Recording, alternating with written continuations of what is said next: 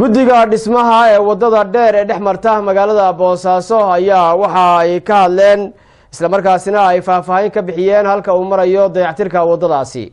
wariyaha Cabdiqani Axmed Maxamed ayaa faahfaahinta warkaasi mar kale noo haya. guddiga gacanta ku haya dhismaha wadada dhexmarta Boosaaso oo shir jiraad ku qabtay xarunta SBC ee Boosaaso waxay uga hadleen hakadka ku yimid dhismaha wadada halbowlaha u ah magaalada Boosaaso.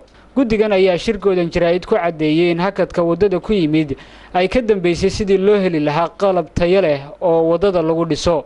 gudoomiyaha guddiga dhismaha wadada Sheekh Maxamed Macalin ayaa marka hore ka hadlay cadadka lacageed ee soo gaaray guddida, halka Maxamed Ibrahim Xaaji Faaraxna uu sheegay in qalabkii lagu dhisi lahaa wadada lagu guuleystay helitaankiisa.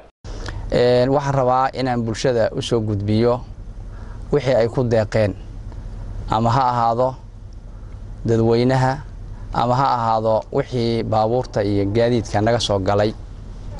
guud ahaan waxaa nala ballan qaaday ilaa iyo hadda lacag 160 gaaraysa.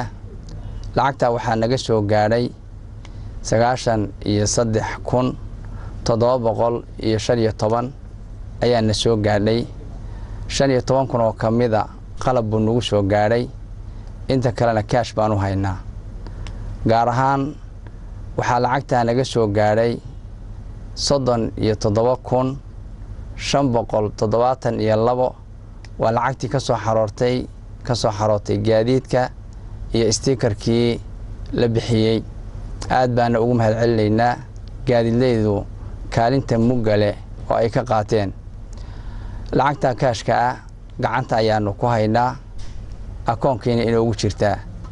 ilaa iyo hadda muddadii aanu hawsha wadnay waxaa kharash ahaan naga baxay lacag $3,022 oo ku baxay stiikaradii iyo waxyaabo yaryar oo kooban oo iclaan ah iyo boorarkii la sameynayay, kharashaad yaryar oo noocaas oo kale ah. laakiin intii kale gacantayada ayay ku jirtaa. waxaanu bulshada kaga farxinaynaa uguna bishaaraynaynaa inaanu diyaar u nahay, ayna dhowdahay waqtigii laami standard caalami ah oo astaamihiisii iyo calaamadihiisii leh loo samayn lahaa. ay marayaan waxaa loo baahday in la helo qalab quality-giisu fiican yahay si loo helo waddo xoogan oo noqota wadadii laga rabay magaalada. saas darteed waxaa lagu mashquulay in la helo qalab fiican oo wadadaas aan wax ka soo noqon. qalabkaasi lagu helo darteed baa waxaa kaliftay inuu waqtigii loogu talagalay ama lagu xisaabtamay dib u dhac ku yimaado. alxamdulilah rabbil caalamiin.